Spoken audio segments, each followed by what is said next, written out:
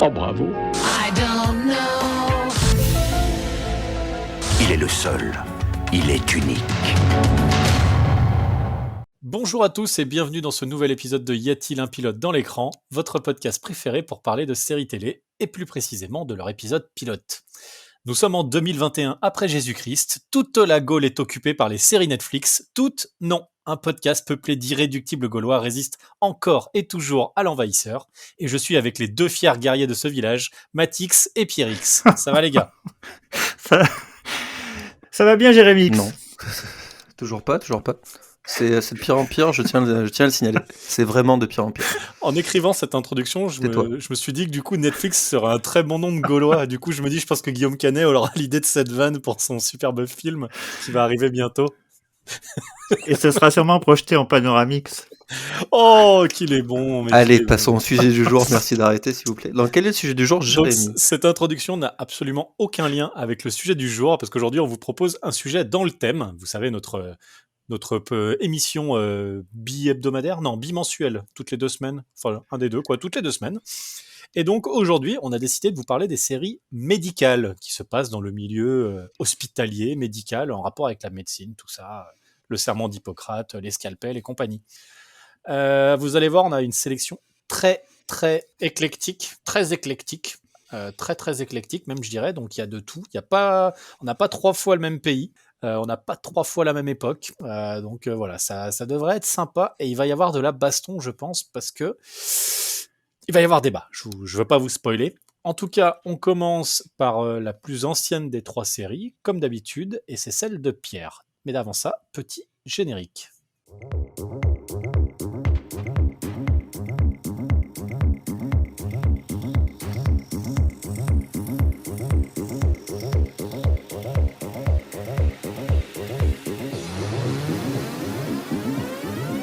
Pierre, oh mon Pierre, toi qui es si beau, qu'as-tu choisi pour nous faire plaisir? Alors, j'ai choisi une série qui s'appelle The Knick, donc K-N-I-C-K. Une série donc, qui date de 2014, donc qui n'est pas si ancienne que ça, qui a été diffusée sur Cinemax à l'époque. Une série donc créée par 2 personnages que je ne connaissais pas, Jack Hamill et Michael Bergler. Mais on va dire que la tête pensante de tout ce projet, c'est plutôt Steven Soderbergh, qui sert de réalisateur pour la majorité des épisodes. Alors juste avant que tu rentres dans le dur, moi je dis-moi. connaissais pas du tout Cinemax. Enfin, ça ne me disait rien. C'est quoi? C'était une chaîne télé du coup américaine? C'est une très bonne question. C'est une chaîne du câble américain qui est détenue par HBO, mais qui est vraiment une chaîne payante, donc du coup qui leur sert à produire des trucs un peu à côté. Je sais pas vraiment quelle est la ligne. Je ne connais pas la ligne éditoriale de Cinemax. Honnêtement, là, je ne pourrais pas t'aider. Je sais juste que ça a été diffusé là-dessus. Moi, je ne l'ai pas découvert sur Cinemax. D'accord. Donc, C'était juste, j'étais curieux et j'avais pas regardé. je pourrais me renseigner pour un futur épisode sur. Je crois qu'il y a d'autres séries qui sont sorties de Cinemax à une époque. Je ne sais plus exactement quelle était. Et je crois qu'il y a une spécificité dans ces séries-là. Je ne sais plus laquelle. Je chercherai. Là, j'ai pas fait mes devoirs. C'est pas J'en grave. suis désolé. Je t'ai piégé, j'aurais dû te prévenir à l'avance. Donc du coup, The Knick. Alors The Knick, qu'est-ce que ça raconte? Donc The Knick, c'est l'abréviation pour d'un hôpital, donc qui est le Knickerbocker Hospital de New York. Et donc toute la série tourne autour de personnages qui fréquentent cet hôpital. Donc au Knickerbocker, on va dire The Knick. Au Knick, qu'est-ce qui se passe? Donc on est en 1900, donc début du siècle, et c'est un peu les... Alors, Du siècle précédent, parce que là on est au siècle 21e. précédent, oui. Et donc du coup on suit notre ami Clive Owen. Donc Clive Owen, formidable acteur qu'on a pu voir dans beaucoup de choses, surtout dans Les Fils de l'Homme. J'adore Les Fils de l'Homme. J'adore les Fils de l'Homme. Qui n'aime pas les Fils de l'Homme? J'adore les Fils de l'Homme. Ok. Voilà, donc un formidable acteur qui joue le docteur John Thackeray.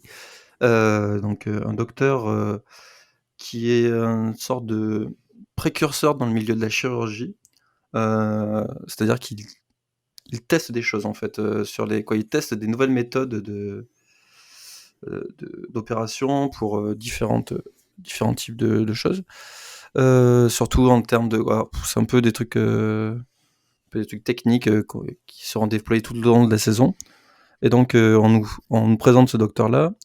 En fait, ça va suivre un peu le parcours de. C'est vraiment le personnage principal, Clive Owen, du coup, qui, à la suite d'un échec, parce qu'ils n'ont pas réussi à sauver une femme lors d'une opération, on va dire son chef, ou plutôt son acolyte se suicide, en Oui, fait. c'est presque son mentor, j'ai envie de te dire. Ouais, son mentor, quelque part, se suicide, et du coup, il se retrouve avec le poste de chirurgien en chef. Et, euh, et donc, du coup, il fait face à ça. Il faut savoir que c'est quelqu'un qui a d'énormes problèmes de drogue, en fait, parce qu'il aime bien prendre Tout.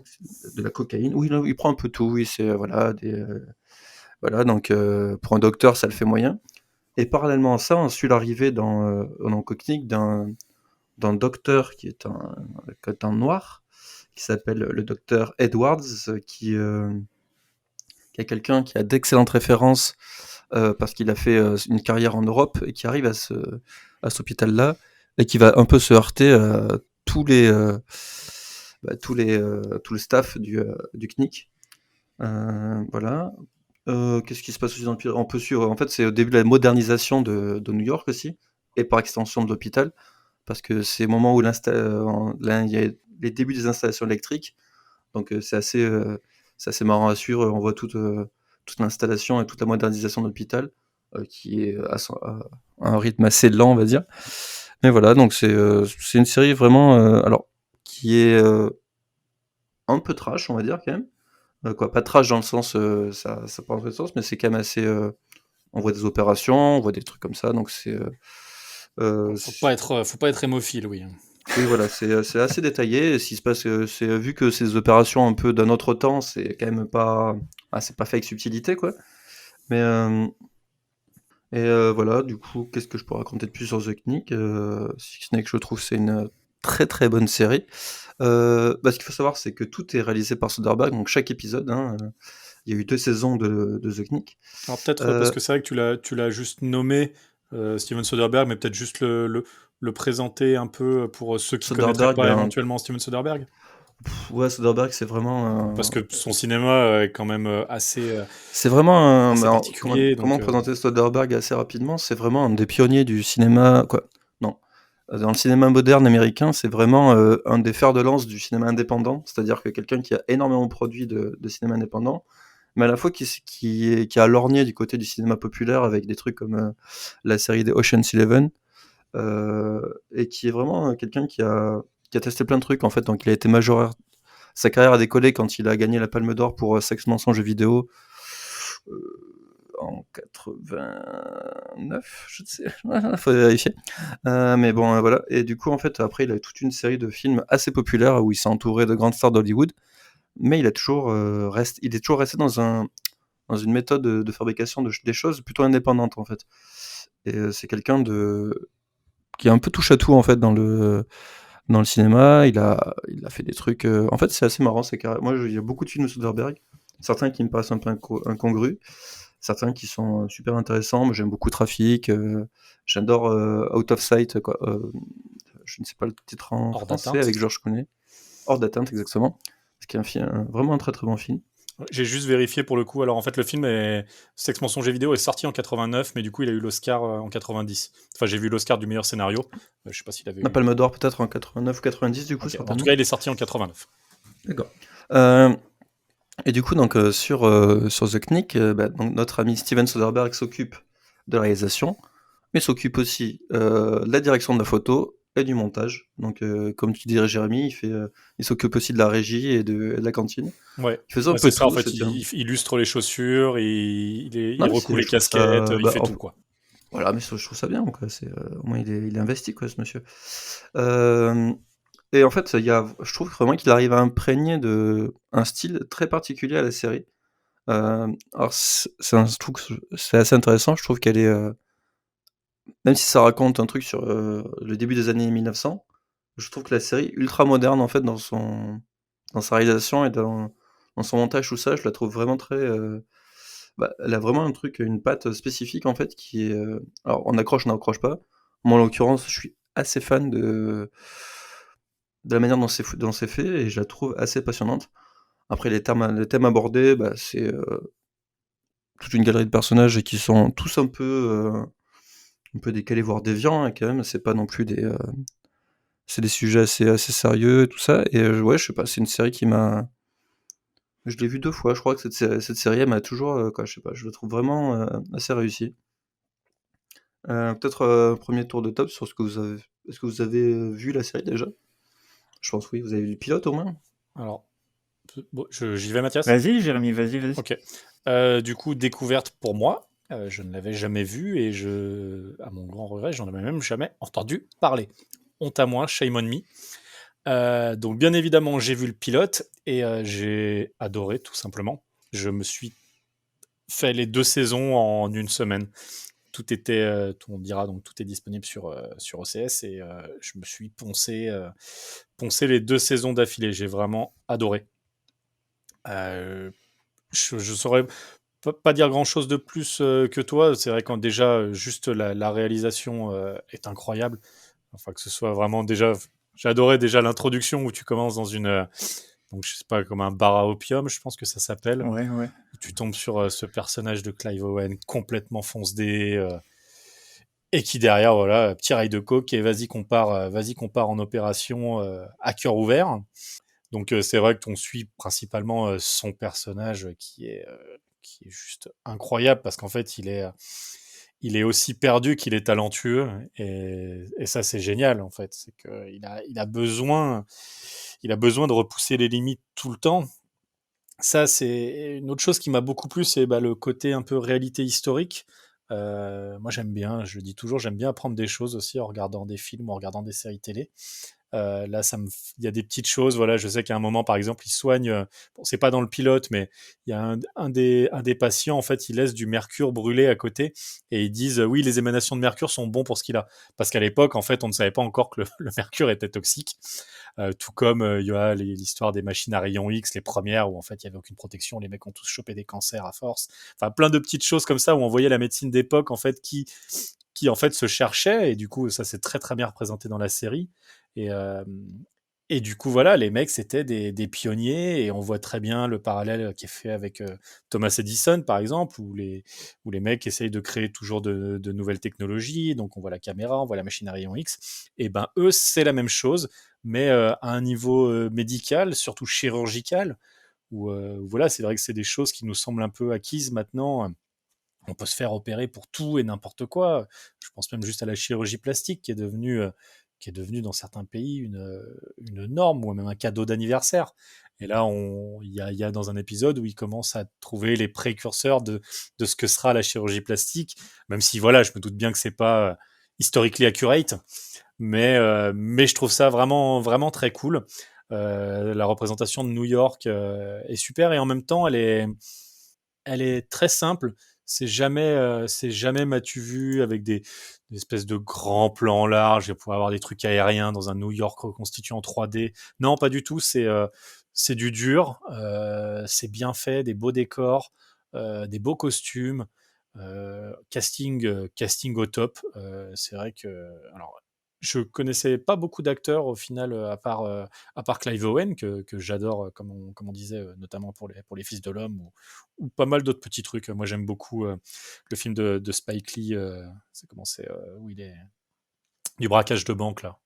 J'ai un trou. Tu sais le film de braquage de banque de Spike Lee avec Clive Owen. Oui, c'est. Ah, putain, encore moi, c'est la vieillesse, je sais de Ouais, quel non, mais film c'est tu ça, mais parles. moi aussi, faut que j'arrête de lancer. Enfin bon, Avec le voilà, vous générique qui est chercherez très bon film. film de braquage Spike Lee, Clive Owen, avec Denzel Washington aussi, je crois. Et, euh, et Jodie Foster aussi, je crois. Enfin bon. Donc voilà, non, vraiment, par contre, le reste du cast, donc je ne les connaissais pas, mais ils sont tous au top. Il y a ce côté aussi avec le docteur Edwards, justement, qui est du coup le docteur noir dans une Amérique ultra raciste du début du 20e siècle, un petit même encore, enfin fin du 19e, non, fin du 19e, début du 20e, si c'est ça.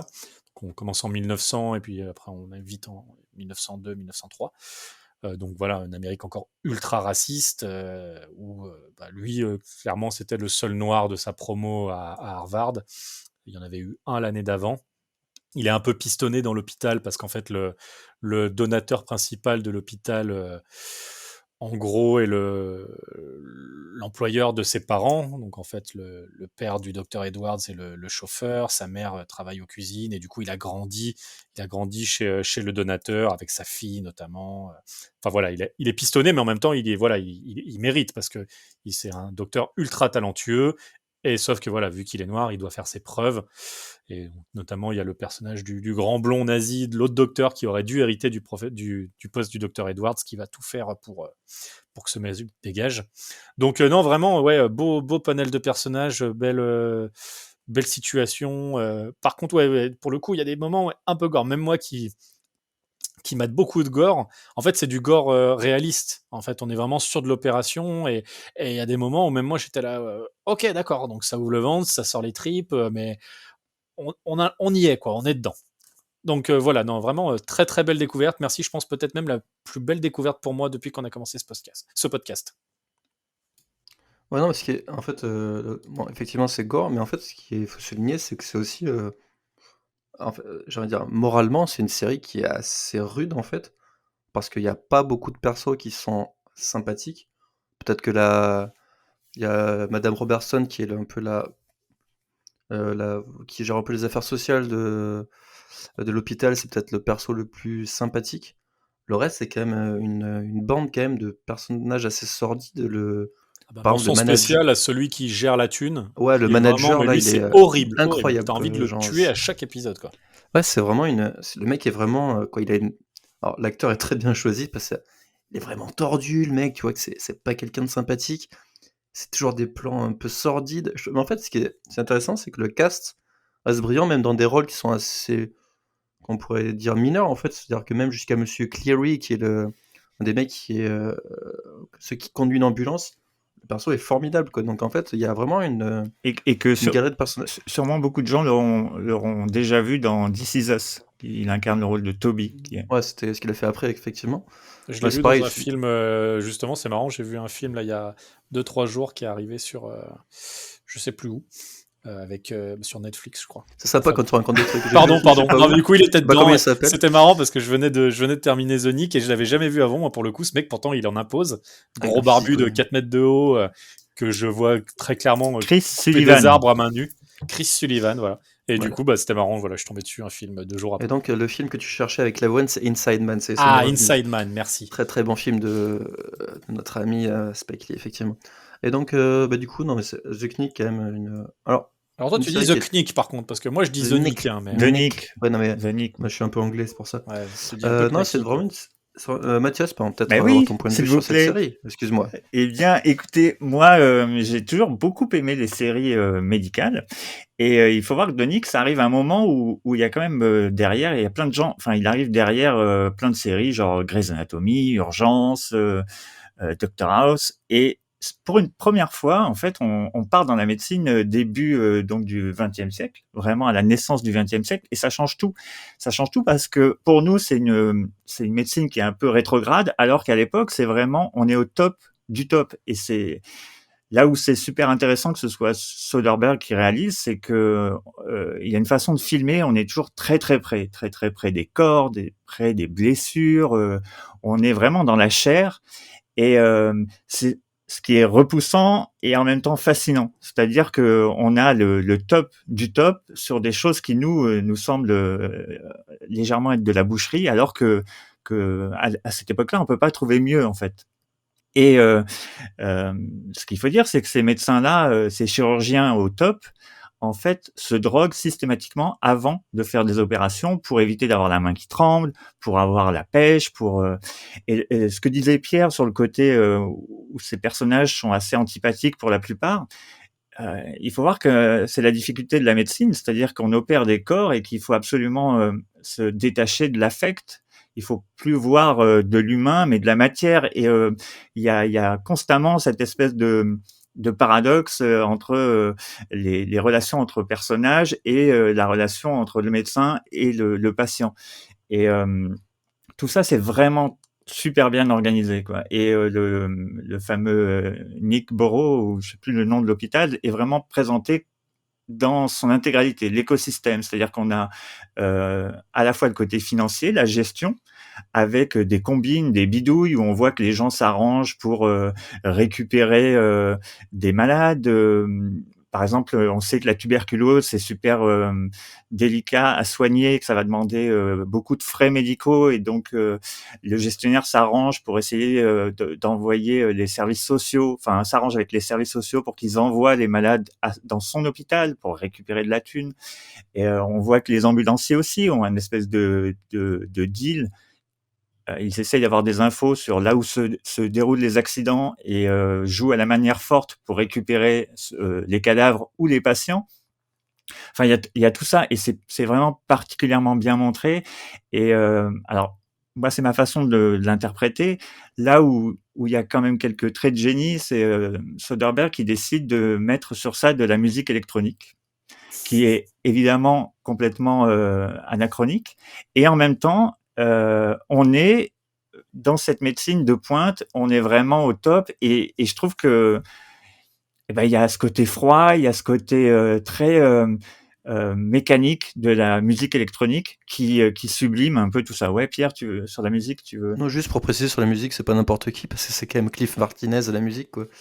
Donc voilà, c'est pas non plus, c'est Qui pas est Joel Clodo, quoi. Qui est, parce que tout le monde ne connaît pas Cliff Martinez. Ouais, qui a été un batteur, je crois, pour les Red Hot Chili Peppers, il me semble. Et après, en fait, il commence à avoir une jolie carrière dans les films, en fait. Il a beaucoup bossé avec Soderbergh sur beaucoup de trucs.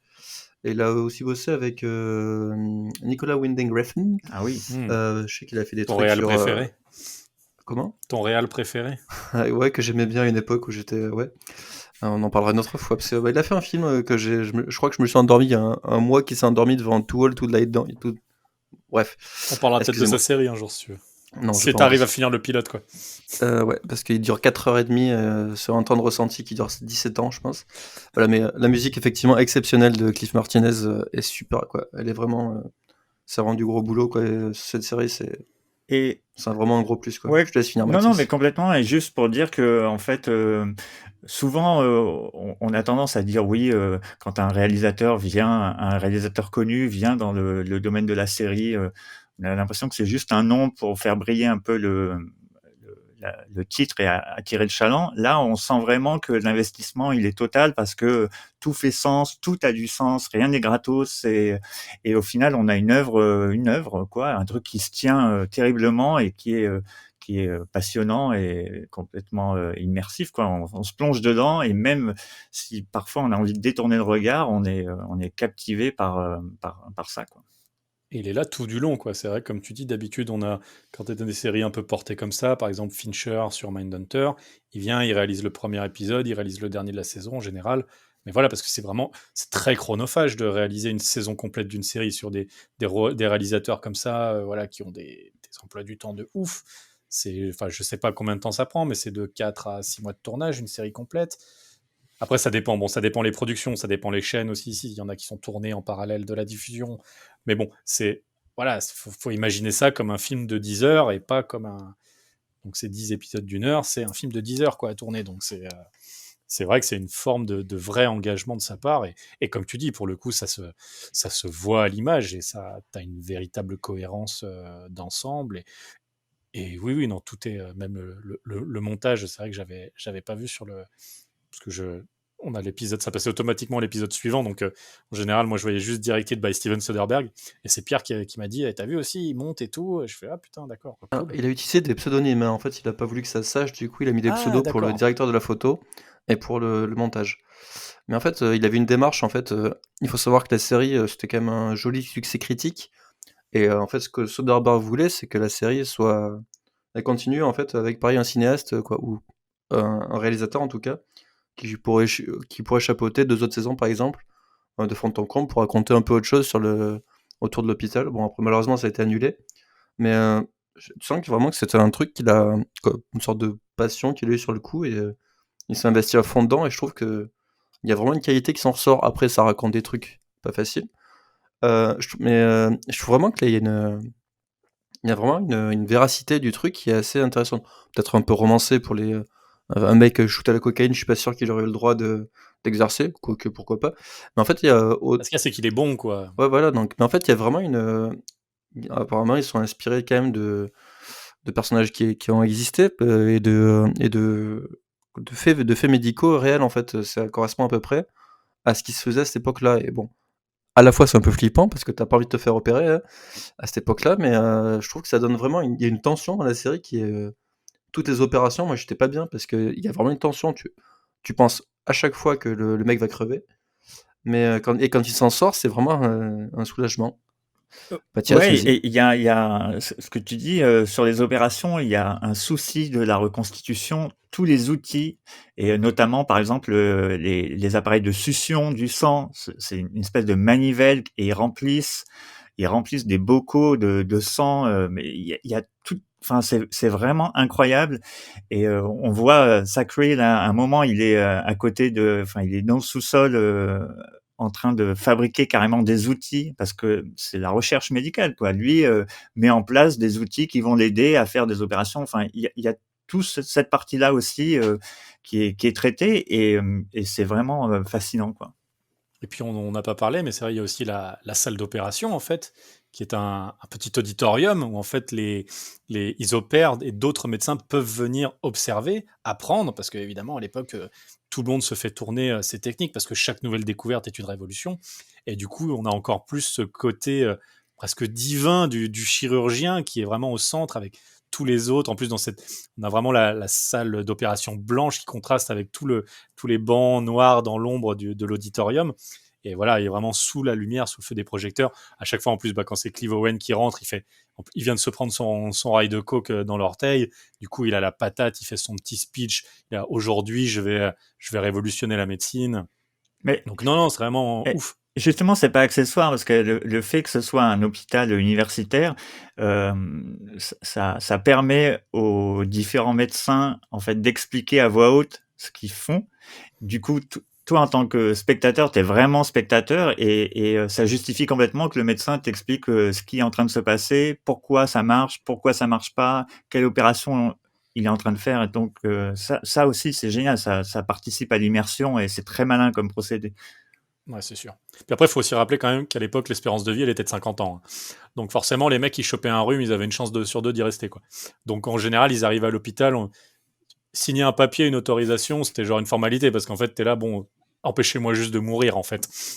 C'est c'est un peu triste, mais... Et puis, c'est un truc, c'est vrai que c'est assez marrant, enfin marrant.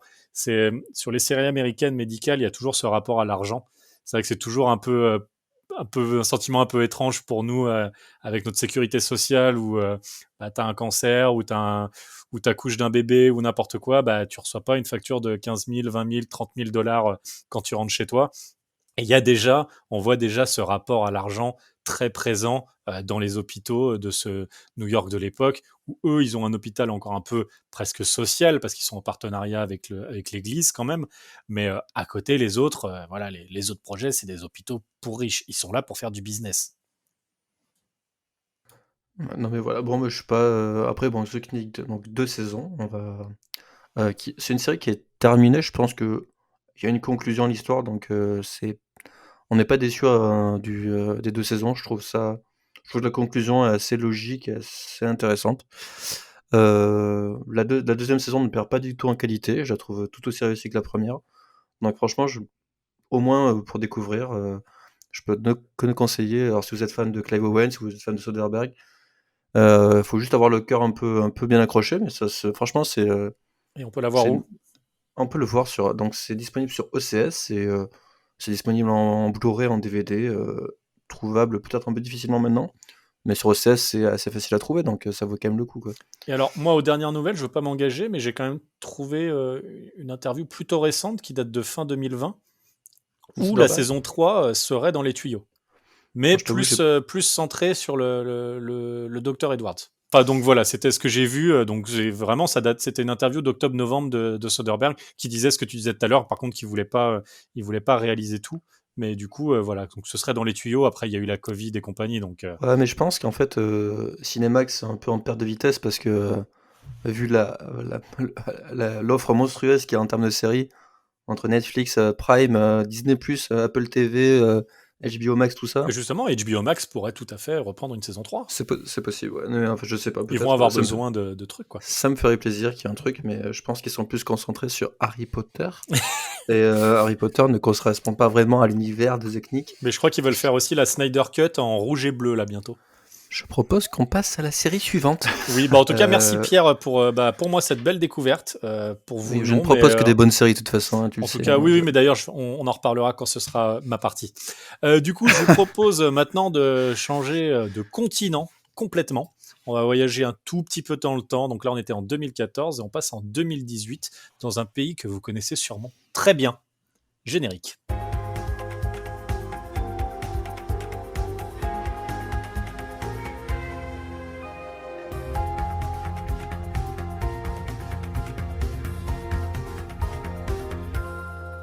Eh bien, Mathias, mon cher Mathias, toi qui es aussi très beau, de Merci. quoi vas-tu nous parler par cette belle météo?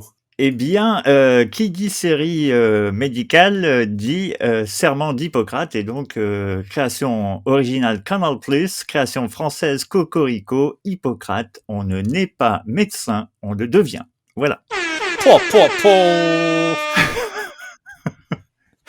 Série française écrite par Thomas Lilti. Alors Thomas Lilti, c'est important de commencer par lui parce que c'est un garçon qui a fait des études de médecine, qui aurait pu être médecin généraliste comme son papa, et lui avait un appétit insatiable pour le cinéma, le 7e art.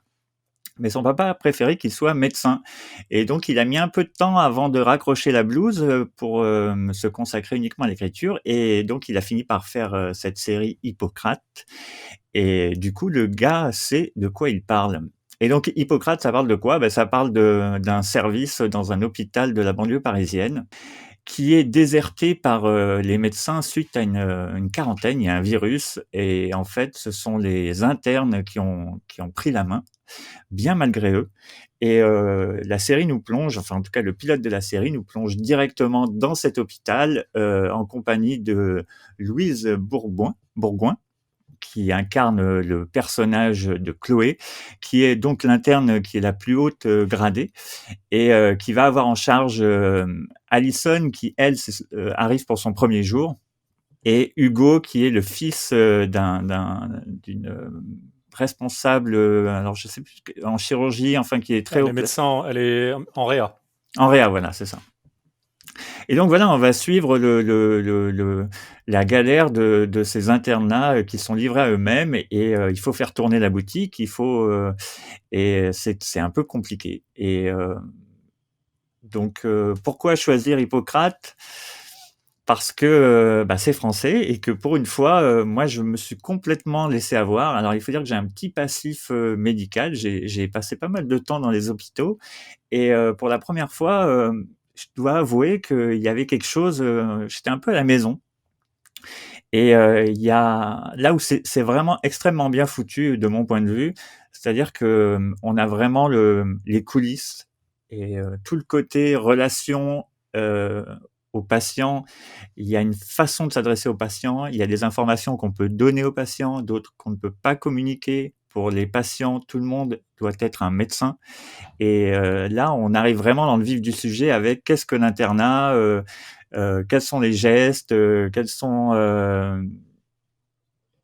les gestes à ne pas faire, à faire, et qu'est-ce qu'on ne dit pas pour ne pas affoler le patient. Donc voilà, c'est pas forcément très beau en termes de réalisation. Disons que quand on tombe dessus, on comprend que c'est une série française. Il y a une petite touche, il y a une patte. C'est pas mal foutu, hein, loin de là, mais sur l'éclairage, sur tout ça, on sent qu'on est dans une volonté de réalisme, quoi. On cherche pas à faire quelque chose de beau, on cherche à faire de l'efficace, comme là en l'occurrence les internes doivent le faire. Ils cherchent pas à faire du beau, il faut juste penser les plaies et faire en sorte que ça fonctionne, quoi. Et je trouve que la réalisation va vraiment dans ce sens-là. Après les comédiennes, donc il y a Louise Bourgoin qui tient la boutique, il y a Alice Belaïdi aussi qui fait la jeune Alison qui assure vraiment. Et après, il y a plein de rôles secondaires qui parfois détonnent. Tout le monde n'est pas au même niveau dans la joyeuse équipe. Et mais c'est pas suffisant pour nous faire. Enfin, en tout cas, moi, c'était pas suffisant pour me faire décrocher. Et j'ai vraiment trouvé ça très bien. Et vous, messieurs? Alors, moi, je vais Pierre. vous donner mon avis très rapide parce que moi, je connais assez bien le cinéma de Thomas Little parce que j'ai vu, je crois, la plupart de ses films. Peut-être pas le premier, je ne l'ai pas vu. J'avais vu Hippocrate qui était porté à l'époque par Vincent Lacoste. Il y a tout un cast autour, il y a Thomas Gamblin, beaucoup de gens. J'avais vu Médecin de campagne avec François Cluzet. Je l'avais vu avec mes parents, quel enfer. J'avais aussi vu Première année qui était avec Vincent Lacoste et l'acteur très sympathique dont le nom m'échappe parce que je suis vieux. Mais ce n'est pas grave, qui était plutôt sur les années, les jeunes années de la médecine, quoi, les étudiants en médecine. Donc c'est vraiment, je trouve qu'il a un cinéma intéressant, ce monsieur, qui est vraiment ancré dans une forme de réalisme. Et en fait, bon, quand j'ai lancé William Hippocrate, Legbill, merci de m'interrompre pour juste justement. Non, parce que le très j'adore cet sympa, acteur aussi, et ça me le très stressait de pas sympathique m'en William parler. Legbill. Non, mais très sympathique acteur qui était très très bien dans le première année, même si le film était sympa, mais pas top, la marque de fabrique de ce podcast. Voilà, mais en fait, Ah, tu vois, tu peux faire des vannes, en fait, c'est bien. ouais, je suis Mais drôle reste sur quelque cette part. dynamique. Donc en fait, j'ai lancé le pilote et je trouve que c'est un peu un décalque du film, c'est-à-dire que c'est vraiment un peu la même intro, c'est-à-dire quelqu'un de pressé qui arrive à l'hôpital, qui est un peu à la bourre et qui découvre un peu une situation un peu de crise comme ça, où c'est un peu direct le bazar. Et alors, honnêtement, pour une série française, ce qui n'est pas souvent un gage de qualité, ça n'engage que nous, mais moi je suis assez dubitatif sur toutes Ça les séries n'engage que toi. françaises. Ouais. Non, c'est une série de qualité, je trouve. C'est vraiment une série de qualité qui est. Déjà, ce qui est intéressant, c'est que ça sait ce que ça raconte. Je trouve que toute la réalisation est très adaptée. C'est assez sobre en termes de réalisation. C'est. Et en fait, le problème que j'ai, c'est que je ne m'accroche pas du tout à la série, en fait. C'est, je trouve ça très bien fait. C'est très appliqué. Ça raconte des choses qui sont certainement très réalistes. Les performances sont plutôt bonnes, je trouve. Mais je n'accroche pas à la série et j'ai regardé le deuxième épisode et après en fait ça ne m'intéresse plus du tout et je pense que c'est justement parce que c'est une série tellement réaliste ou dans ce qu'elle propose en fait, que moi ça ne m'intéresse pas en fait. Je ne m'intéresse pas du tout à ce qui se passe. C'est comme j'avais trouvé le film Hippocrate bien mais pas exceptionnel, parce que ça raconte quelque chose qui est certainement très bien raconté, c'est bien joué, en fait c'est vraiment c'est vraiment, une série de qualité et des films de qualité.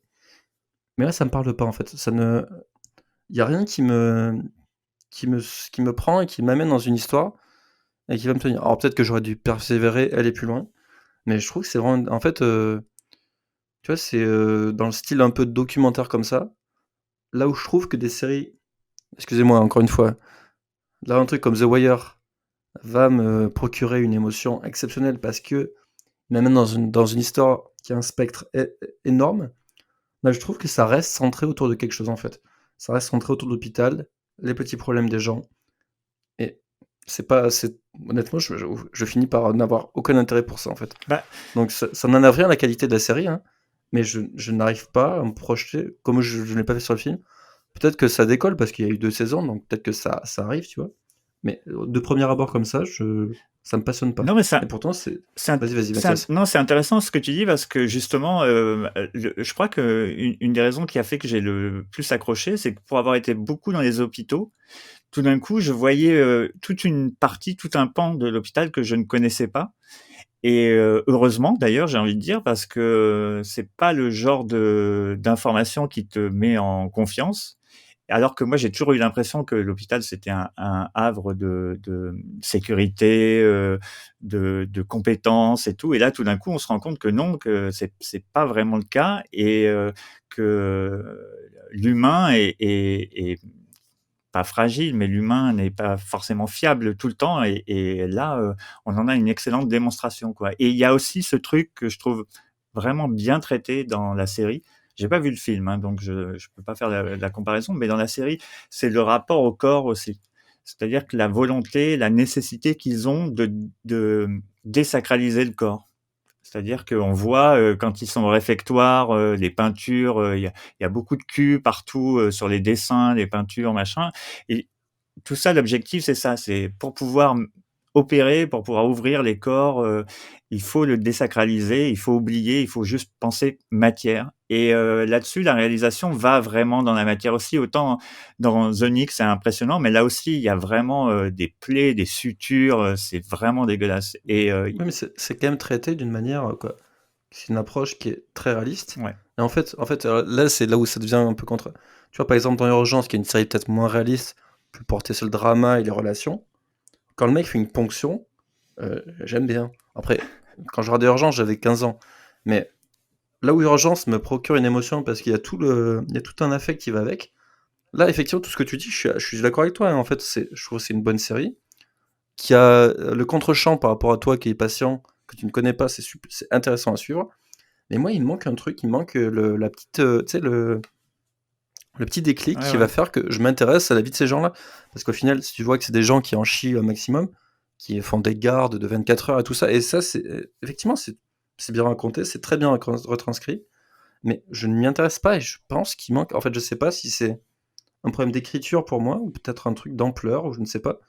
Là où des séries très réalistes vont me parler parce que, je sais pas, il y a un petit truc en sous-texte. Là, je trouve qu'on reste vraiment, tu sais, au premier degré par Mhm. rapport à tout ce qu'on véhicule. C'est peut-être ça fait partie des qualités de la série, mais moi, ça fait partie des trucs qui me rebutent. Peut-être que, Jérém, toi, fais peut-être le pont entre nous deux. Tu es de quel côté? Bah écoute, moi je suis du côté de Mathias. Je quitte le podcast. J'ai découvert, j'ai découvert la série pour le podcast. Bien évidemment, j'en avais entendu parler parce que à Paris, tu peux pas faire un arrêt de métro en ce moment, même si je prends plus beaucoup le métro. En ce moment, il y a une campagne de pub pour la saison 2 qui est assez folle. Donc ça montre que la série doit déjà très bien marcher. Je n'ai vu que le pilote pour le coup, parce que déjà je me suis fait l'intégrale de The Nick et de ma propre série pour préparer ce podcast, du coup j'avais pas le temps, et puis je me suis dit que c'était intéressant, comme ici on est censé parler que des pilotes normalement, d'avoir voilà, juste ce ressenti sur le pilote. Alors moi pour le coup, tout ce que vous avez dit, voilà, ultra réalisme, machin, moi c'est vraiment quelque chose que j'ai adoré en fait. C'est vraiment avoir cette représentation de l'hôpital français, et en fait j'irais même plus loin, j'irais même jusqu'à dire que c'est une série très importante pour moi. Parce que ça montre l'état actuel des services de santé français euh, et des problèmes qu'il y a de moyens et autres qu'on découvre, enfin qu'on découvre, non, parce que ça fait 20 ans, 30 ans que les soignants le disent. Moi, ma mère était infirmière, par exemple, donc je sais très bien ce que c'est le problème de moyens dans les hôpitaux en France. Donc là, ça fait un an qu'on se rend compte qu'effectivement, avec la Covid, il y a des gros problèmes et que, bah oui, on supprime des postes, on supprime des postes, on supprime des moyens, on supprime de l'argent, il faut faire du business. Et je pense que c'est une série importante socialement en France pour montrer un vrai état des lieux de ce qui se passe. Clairement, bon, j'ai pas passé beaucoup de temps dans ma vie dans les hôpitaux, hein. Je pense que, comme tout le monde, j'y ai été. J'ai déjà été aux urgences, j'ai déjà À été. l'occasion pour un anniversaire ou une bar Voilà, mitzvah. on a tous fait des bêtises un soir et on s'est retrouvés aux urgences, que ce soit pour nous ou pour un ami qui a fini dans une fontaine ou un truc. Enfin bon, voilà. Tu veux développer sur ce sujet-là, peut-être? Non, je ne Non, ça me parlerai paraît pas de l'histoire de la important, quand même. fontaine, je la garderai pour un épisode à thème sur les fontaines. Mais en Euh, Savoie, vous avez connaissance des hôpitaux? Vous ne soignez pas Bah écoute, je te à conseille base de l'hôpital. génépi sur les blessures et des Bah, trucs comme ça? Avant, oui, mais non, l'hôpital de Chambéry, en plus, je crois qu'il est tout neuf, ils D'accord, ont refait tous les travaux et tout. Donc oui, incroyable. chers auditeurs, je suis de Chambéry, voilà, fun fact. Pendant que Oh, Pierre est de Carcassonne. c'est faux, je suis de Paris. Rue Malmaison 92. Donc arrête, en tout cas, merci de m'avoir coupé pour une intervention aussi passionnante. Donc non, voilà, vraiment, quand tu rentres dans cette série, en fait, bon, déjà, voilà, il y a le côté, la petite meuf de banlieue qui débarque, qui a la bourre, tout ça, donc ça, effectivement, c'est du vu 1000 fois dans cliché série française. Mais alors, par contre, moi, l'entrée dans l'hôpital, où vraiment, déjà, elle arrive par un peu les issues de secours, et tu vois déjà la décrépitude des murs, j'ai fait, là, j'y suis, là, j'y crois. Il y a pas longtemps, j'ai dû aller à l'hôpital et je me suis perdu, en fait. Je me suis retrouvé au -1 ou au -2. Et je me Savoyard. suis retrouvé dans un couloir, je vous jure, mais on aurait dit une cave. mais vraiment c'était tout décrépit machin. Et l'arrivée de l'interne dans l'hôpital, vraiment c'était la même chose. C'est exactement ça. Donc je sais pas s'ils ont été tournés dans un vrai hôpital français. En tout cas, vraiment C'est tourné dans un hôpital désaffecté, en fait. Ouais, donc voilà, en tout cas, bon, de toute façon, un hôpital affecté ou désaffecté, les murs sont de la même qualité. En plus, moi, j'ai pas d'affect particulier avec les séries françaises au départ, et c'est vrai que c'est drôle parce que cette année, autant je regarde un peu de cinéma français, même si c'est pas ce que je regarde le plus, autant les séries, je regarde vraiment très très très rarement. Je pense que la dernière série française que j'ai suivie, c'était Kaamelott, pour vous dire. Et cette année, bah du coup, c'est la 3e série française que je découvre et que j'aime beaucoup encore plus. Donc vraiment, moi je vais commencer de plus en plus à aller laisser leur chance aux séries françaises. Alors effectivement, là du coup le sujet se prête bien à ce côté un peu froid et hyper réaliste qu'on pourrait un peu donner aux séries françaises parfois. Moi, c'est surtout que je trouve que c'est bien joué déjà, ce qui est un truc qui me pose problème parfois, c'est que voilà, j'ai un peu du mal à rentrer dans les persos. Je trouve que Louise Bourgoin, qui est pas une meuf que je connais particulièrement, dans d'autres rôles, elle marche très bien. Il y a Karim, je me rappelle plus son nom aussi, toujours des histoires de noms, que j'ai découvert. En plus, c'est marrant, je l'ai découvert il y a pas très longtemps dans Le Monde est à nous de Karim Romain Leclou. Gravas. Karim Leclou, Leclou, ouais, qui est merci. un très bon acteur, ouais. Ben voilà que j'ai découvert. En plus, c'est marrant, j'ai découvert, je crois, 2-3 semaines avant Le Monde est à nous. Il passait à la télé. Et du coup, bah, après, dans Hippocrate. Et vraiment, très très bon acteur. Vraiment, en plus, son rôle, pour le coup, c'est un peu le personnage qui m'a un peu presque le plus intéressé. Parce qu'on sent qu'il y a un background derrière lui. Donc, il est interne aux urgences, mais en même temps, il est Non, coroner. il Enfin, commence. médecin légiste. Ouais, c'est un Non, il est légiste en au réa, départ. pardon, aux urgences, que je dis des conneries. Il est pas aux urgences. Il est Non, en il réa, mais est, en même temps médecin. il est vraiment légiste à la base, et comme ils sont en galère à cause de la quarantaine et qu'il y a besoin de faire une intervention, il se trouve que durant ses études, il était En Europe de l'Est, non, c'est ça? ouais, c'est ça. Et du coup, il y a un des internes qu'il connaît, qui connaît son parcours et qui dit, mais moi, je connais machin. Et lui, il saura faire l'opération et comme ils ont personne d'autre sous la main, ils disent, ok, on y va. C'est pour comment ça s'appelle là, quand tu rentres la caméra dans la gorge. Trachéotomie. Non, Non, c'est rien à voir. Fist fucking. voilà. Enfin, c'est l'autre Ah, gorge, là, quoi. on vient de La perdre la gorge du mention bas. tout public sur YouTube. Merci Pierre. Yes, pardon. Donc oui. Bah moi j'ai eu une fois la caméra dans le nez pour aller dans la gorge, mais Bah voilà. jamais par la bouche. Mais ça porte un nom. En Mais tout cas, donc je pense que Mathias, on décerne pas de award dans cette émission, mais je tiens à te décerner le award de la série la plus médicale de ce thème médical, parce que je pense que tu es on peut pas faire plus médical pour moi que cette série. C'est encore plus, pour le coup, c'est encore plus facile de s'identifier quand on est français parce que ça parle de notre système médical français avec tous ses problèmes, mais tous les gens derrière qui se sortent les doigts et qui comptent pas leurs heures et quand ça tape des gardes de 24 heures. Après, je me doute bien que c'est pas limité à la France, hein, les gardes de 24 heures. non, Mais voilà. C'est bien question, qu'on les voit, qu'on en parle, qu'ils soient montrés d'une façon bien, et comme tu disais, même le réfectoire là où tu as tous les médecins qui bossent ensemble et il y a des dessins de bites partout sur les murs, mais tu sais que c'est exactement comme ça. Les médecins entre eux, les internes, évidemment les mecs faut qu'ils décompressent, ouais, c'est ça. sinon ils deviendraient tarés. Donc Petite non, question, vraiment Mathias. très très très très bonne découverte. Je vais regarder la suite, c'est sûr.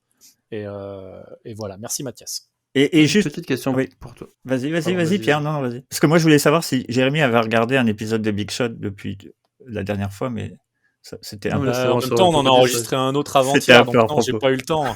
On a d'autres séries après à regarder, Pierre, Mathias, j'ai des podcasts à préparer, moi. Puis j'ai un travail Non, mais aussi. juste pour savoir si, moi, sur les trucs qui me font défaut sur la série, est-ce qu'il se met en place des histoires un peu globales ou est-ce que ça reste vraiment un truc sur une situation d'urgence comme ça permanente dans cet hôpital et vraiment la galère qui est très bien décrite, hein, mais Non, est-ce qu'il se passe des choses au fur et à mesure de la saison 1, voire la saison 2? là-dessus, alors j'ai pas du tout vu la saison 2 encore, mais là-dessus, je pense Ah, que voilà. ton analyse était bonne au début, c'est-à-dire que effectivement, on reste dans l'écosystème de l'hôpital et des rapports humains au sein de l'hôpital. C'est-à-dire, on a les médecins, la posture du médecin, ça a toujours été, pour moi, un peu compliqué. C'est-à-dire que le médecin se place en termes d'autorité. C'est la personne qui a le savoir, la blouse, et c'est l'uniforme, hein. C'est comme un flic, le flic porte l'uniforme et du coup, ça met tout de suite une barrière. Et là, c'est pareil, le médecin est redevable d'un savoir, et voilà. Et là, on sent bien, et dans la série, c'est parfaitement montré que sous la blouse, c'est un être humain, n'est-ce pas, avec toutes ses contradictions, tout. Et dès le pilote, on sent ça tout de suite avec le fils de la responsable de Réa, là, où lui fait des conneries, il assume pas, et ça met tout le monde en panique. Et là, contrairement à si tu fais des burgers, eh ben tu peux tuer les gens si tu fais des fautes techniques, quoi. Donc les enjeux sont hyper forts, mais comme tu le dis, ça reste quand même, il n'y a pas de plus grande ambition. Ah, t'as comparé ça à The Wire, donc évidemment c'est difficile. C'est comme si tu mets Elise Moon face à Non, mais lui, il compare tout à The Wire. Donc, face au à bout d'un Mike moment, Tyson, mais l'autre jour, il a été à la boulangerie, il a pris une baguette, il a dit, ah, c'est pas les mêmes baguettes que dans The Wire. c'est vrai. Mais Non, mais voilà. c'est vraiment un truc que je trouve, en fait, tu vois, c'est vraiment une question de ressenti. Je ne sais pas ce qui fait que l'histoire, par exemple, c'est Hugo, je crois, dans la série, Ouais, le petit tout à fait. l'interne, qui est un peu une petite grande gueule, on va dire. Tu vois, ces histoires, quand il fait ça, il arrive pas à faire une ponction, un truc comme ça. Je fais ok, ça a l'air. En fait, j'ai l'impression que si je vais à l'hôpital à côté de chez moi, à la Riboissière, je vais voir le même mec. Mhm. Et du coup, je me dis, bah, pourquoi je l'aurais. En fait, je me dis, pourquoi je le regarde à la télé? Alors que quand c'est Georges Clooney, bah, si je vais à la Riboissière, il n'y a pas Georges Clooney, tu vois. Et du coup, c'est vraiment un décalage C'est très. le pire argument que j'ai jamais un entendu, argument. quoi. Excuse-moi, mais toi, on reparlera du Génépi si tu veux. Mais non, mais je trouve vraiment que c'est une série qui est vraiment très bien faite, mais qui ne me. Je ne suis pas porté du tout Ouais. par ce qui se passe, en Ouais, fait. mais tu vois, ce qu'on voit dans la série et qui est pas forcément évident, moi je trouve au premier abord, c'est que par exemple Allison C'est ma copine à moi. qui arrive juste à qui est toute jeune débarquée, elle a son iPad avec les protocoles pour faire les gestes, Ça, c'est génial. et elle consulte avant, et ça, je trouve que quand toi t'arrives dans un hôpital, tu t'attends pas à ce que en face de toi t'aies quelqu'un qui soit pas au courant de quel geste faire et comment le faire, Je tu peux vois. te dire que je suis allé une fois me faire ausculter les yeux au 15-20, et le mec était en train de lire. Alors, c'était pas un iPad, lui, il avait des fiches dégueulasses imprimées. Et je peux dire qu'il était en train de lire ses fiches pendant qu'il me faisait des trucs dans les yeux, et je l'ai mal vécu. Bah oui. Donc, mon Ouais, expérience des 15-20 était plus intense, parce que le mec, il a vraiment ses doigts dans mes yeux, que Alice Bailey a dit qu'il y a un iPad dessus. En fait, c'est vraiment, je trouve qu'il y a une. J'aimerais savoir si ce mec-là a de la ressource, parce que je trouve qu'il a le même défaut dans ses films. C'est vrai que c'est vraiment très terre à terre, en fait, et peut-être que c'est comme ça qu'il veut tout faire. Ça reste très bien, hein, j'ai pas de souci avec ça. Moi, je trouve qu'il manque un petit truc. C'est vrai, c'est pas. Même pas pour aller sur The Wire, je trouve qu'il manque. Pas pour aller sur. Arrête Non, mais avec même. The Wire, on va le faire cet épisode, là, tu fatigues. Ou non, même pour aller sur. Tu vois, mais. Même si aller sur Urgence ou un truc comme ça, je ne sais pas. Je trouve qu'il manque un truc pour que ça. En fait, voilà, c'est Ouais, il peut-être te manque de la romance, quoi, en fait. Il te manque Non, j'allais dire, c'est pas un love séduisant. interest, Ce quoi. n'est pas séduisant. Voilà. Ça ne me séduit pas. ouais, mais je crois pas Ah, que moi, ce je suis soit du content tout que ce soit le. comme ça, tu Ouais, vois. voilà. Ouais. Je crois pas que ce soit le Pardon. Non, propos. mais parce que vous êtes des. Parce que vous On dit la même avez chose besoin en de même temps. rêver. Moi, j'ai besoin de rêver, tu vois. Ben, J'arrête pas. en fait, je pense que si Hippocrate avait tenté de faire du urgence, ça aurait été catastrophique, parce que Certainement. je pense qu'en France, il y a une méthode, il y a une façon d'écrire, de filmer, de produire qui n'est pas du tout celle des États-Unis. Et je pense qu'il vaut mieux qu'il fasse quelque chose de perso. D'ailleurs, pour la petite histoire, le nœud narratif là autour de la quarantaine qui fait que les médecins ne sont plus dans l'hôpital, c'est un truc qui lui est vraiment arrivé. C'est un genre histoire vraie. Ceci est basé sur une histoire vraie. Et je trouve ça vraiment bien que lui se base sur son vécu et mais voilà, encore une fois, je comprends aussi ton point de vue, et Non, mais t'as je suis raison tout à fait d'accord, hein. C'est ce qui fait la force et pour moi la faiblesse de la Ouais, série. complètement. C'est-à-dire que c'est vraiment, tu sens que c'est des expériences de quelqu'un qui sont retranscrites et c'est intéressant. Mais moi, ça me passionne pas. Après, je conseille aux gens de voir au moins un épisode pour se faire un avis. Et c'est une série vraiment de qualité. Je trouve que c'est un peu une redite de ce qu'il a fait avant dans ses films. Ce n'est pas forcément non plus un défaut, hein, parce que sur une série, tu as plus le temps de découvrir plusieurs personnages et peut-être rentrer un peu plus dans les coulisses de l'hôpital. Mais après, moi, il y a un petit blocage. Mais après, ça n'enlève en rien les qualités de la série, je tiens à le Non, dire. ouais, c'est vrai. Et d'autant que pour boucler ce qu'a dit Jérémy, il y a aussi la partie, parce que souvent on pense, quand on pense hôpital, on pense aux plaies, aux fractures et À tout ça, l'hôpital Velpo. et à l'hôpital Velpo évidemment, mais il y a aussi la partie maladie mentale qui est abordée dès le pilote, Les Savoyards, et Savoyard. d'accord. Et mental et savoyard, bien sûr. Donc non, la partie mentale Astuce. qui fait Le mot, partie, pardon. qui appartient vraiment au corps médical et qui peut poser problème sur l'incompétence. Et là, on voit la façon dont le Hugo, par abus de confiance, accepte de prendre en charge une personne, une adolescente suicidaire, et avec les complications que ça va pouvoir engendrer.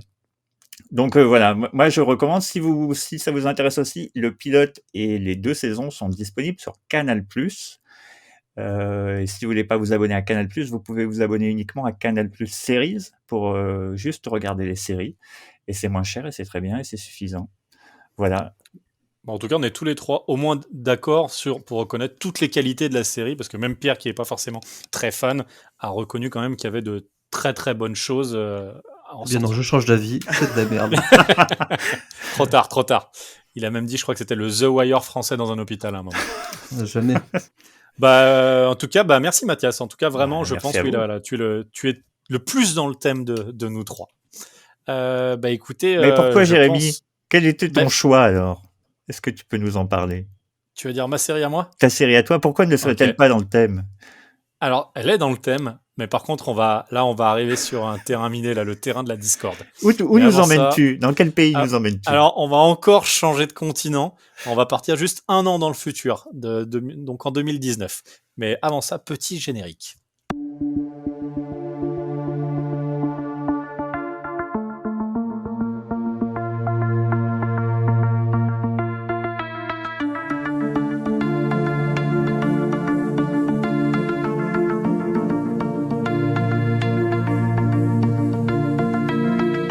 Ok, donc voilà, on passe donc à ma série. Alors, juste pour recontextualiser un peu, contrairement à Pierre, moi je n'ai aucun affect avec les séries médicales. Il faut savoir que vraiment, moi j'en ai rien à péter. J'ai jamais regardé Urgence, j'ai pas regardé Grey's Anatomy, j'ai rien regardé. La seule série un tant soit peu médicale que j'ai suivie, c'est Scrubs. Et au départ, c'était mon premier choix. Je pensais partir sur Scrubs. Et puis, alors pour dévoiler un peu les coulisses de l'émission, ce qui se passe en général, c'est que Pierre choisit en premier, il prend la série qui est considérée comme la meilleure dans le thème. Ensuite, Mathias pleure parce que Pierre vient de prendre la meilleure série. C'est vrai. Du coup, Mathias se rabat sur autre chose. Et moi, en fait, je suis un peu le Indiana Jones, tu vois. Enfin, vous voyez, parce que je vais pas te tutoyer, cher auditeur. Calme-toi, calme-toi. Et j'essaie, voilà, de pas sortir des sentiers battus, parce que sinon, voilà, si on faisait un podcast avec Pierre, chaque semaine, on vous parlerait de The Wire, ça n'aurait aucun intérêt. Et Oui. donc voilà, au début je m'étais dit Scrubs, mais non, voilà, j'avais envie d'aller chercher parce que tout le monde connaît Scrubs. Alors après, je suis parti un peu plus loin. Il y a pas longtemps, j'avais regardé Good Doctor là avec l'acteur qui jouait dans Bates Motel. Et bon, c'était pas terrible, mais je savais que c'était adapté d'un drama coréen qui était sur Netflix. Donc je suis allé regarder le pilote du drama coréen. C'était nul. Et du coup, ma copine qui passe à côté, qui regarde beaucoup d'émissions coréennes, me dit on m'a parlé d'une série, d'un drama coréen justement qui se passe dans une prison. Je fais ok, d'accord. Écoute, c'est sur Netflix, je jette un œil, je regarde le pilote et je fais c'est ça que je vais choisir pour le podcast avec Pierre et Mathias sur les séries médicales. Et donc cette série suspense terminé n'est autre que Doctor Prisoner. Donc le docteur prisonnier dans la langue de chez nous. Alors, Docteur Prisoner, de quoi ça parle? Alors, pour info, je spoil, mais les deux autres n'ont pas forcément beaucoup apprécié la série. Spoiler, C'est pas je vrai. ne suis C'est pas pas vrai. un... Ok, je ne suis pas non plus un Spoiler, immense... c'est vrai. Alors, mais avant tout, de Docteur Prisoner, de quoi ça parle? Alors, en fait, la série commence tout simplement dans une prison où, en fait, on a un docteur qui est en entretien un peu privé, vous savez, pas le confessionnal, mais enfin bon, avec une des prisonnières de la prison. Et en gros, on comprend vite qu'il essaye de lui trouver une combine pour sortir de prison pour raison médicale.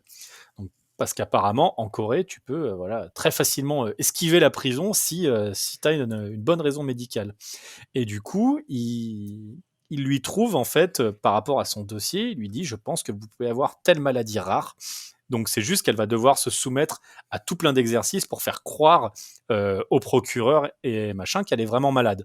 Donc du coup, voilà. Ouais, qu'elle a tous les symptômes. Et elle a tous les symptômes exactement.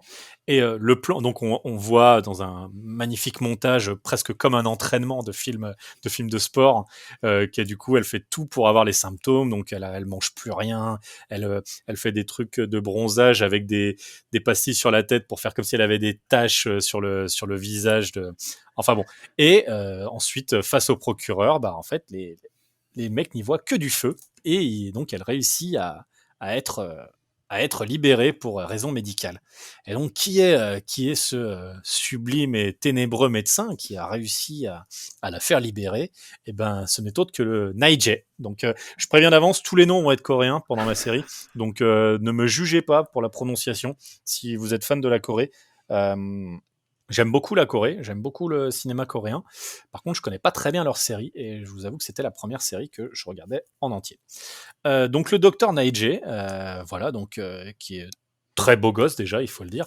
On sent qu'il connaît bien le métier, mais voilà, il est un peu dark et on sent qu'il est droit dans ses bottes et voilà, c'est un peu l'ordure. Et on se dit ok, le mec il est là, il fait libérer des gens, c'est pas très gentil.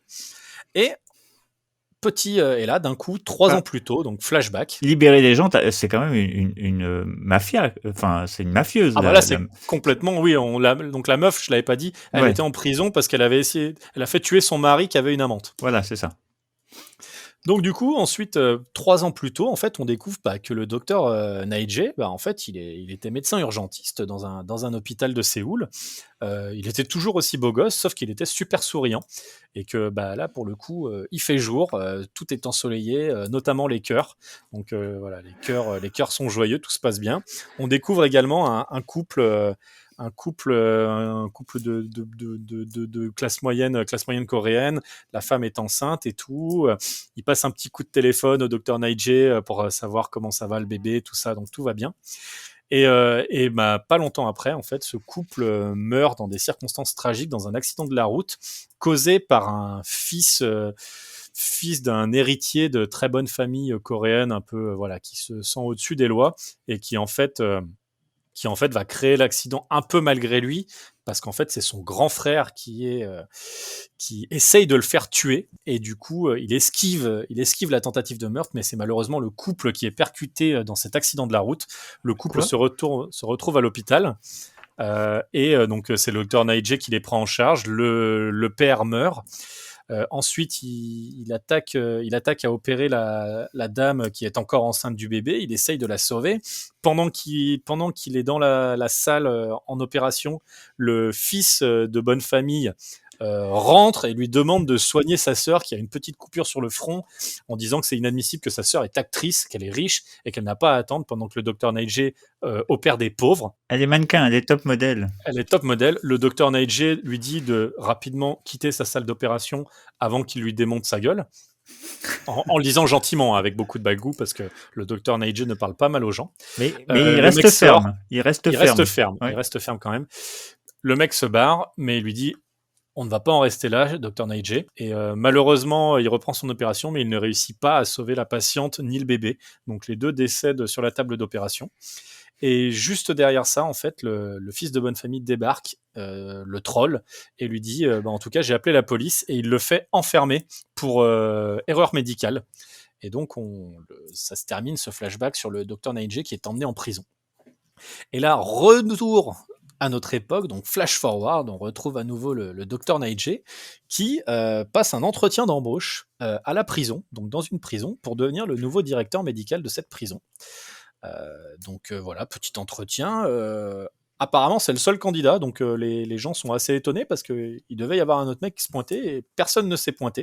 Donc c'est le docteur Naijay tout seul qui dit avec beaucoup de bagou, de toute façon, s'il y a que moi, on va dire que j'ai le poste. Bonne journée, merci et à bientôt.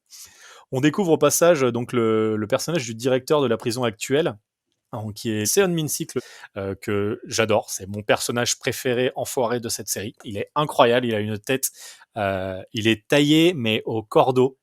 Il a des rides qui n'existent pas normalement sur un visage humain. Donc, je ne sais pas comment c'est possible. Il est vraiment incroyable. Donc lui, on sent que voilà, il trempe un peu dans des trucs pas très nets. Et juste derrière, donc après l'entretien, donc on découvre en fait que le fameux fils de bonne famille qui a causé la mort du couple et l'arrestation du docteur Nigel vient d'être arrêté pour possession de drogue et qui va être enfermé pendant 3 ans dans cette fameuse prison où le docteur vient de passer son entretien d'embauche. Et pendant qu'il est emmené en bus pour aller à la prison, gros accident, le bus est cartonné par une voiture. Le docteur Nigel sort de nulle part, se retrouve face à face avec le gamin et lui dit « Tu te rappelles de moi ?» Et là, contre-jour magnifique. Donc là, je fais des mouvements, vous voyez pas parce que moi je suis à la webcam, mais vous m'entendez uniquement. Donc imaginez que je suis en train de mimer un contre-jour. Donc le docteur Nigel arrive face au contre-jour et là, lui plante un truc dans l'épaule au fils. Et là, fin de l'épisode, fin du pilote. Et je trouve ce pilote incroyable. Voilà. Donc Pourquoi tu racontes tout? J'ai raconté le pilote. Y a-t-il un pilote dans l'écran? J'ai raconté tout le pilote. Et si avec ça, vous n'avez pas envie de regarder la série, je sais pas ce que je pourrais dire de plus. Bon, en tout cas, voilà, blague à part, c'était ma première série coréenne. Donc oui, comme je disais, j'aime beaucoup le cinéma coréen. Après, je vais pas mentir, hein, je regarde principalement ce qui arrive jusque chez nous en général. Donc que ce soit sur les services de VOD ou au cinéma. Je connais pas du tout les séries coréennes. Clairement, c'est un autre monde. Donc là, on est dans ce qu'on pourrait considérer, on appelle ça du drama coréen, en fait. C'est série dramatique, souvent des rom-coms, en fait, beaucoup de comédies romantiques.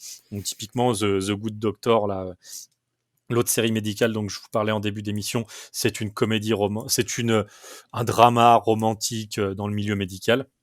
Là, on est plus dans le drama dark. Après, voilà, c'est des codes qui sont très compliqués pour nous. J'ai encore plein de choses à dire, mais voilà, en attendant, juste vous, comment vous avez vécu ce pilote-là?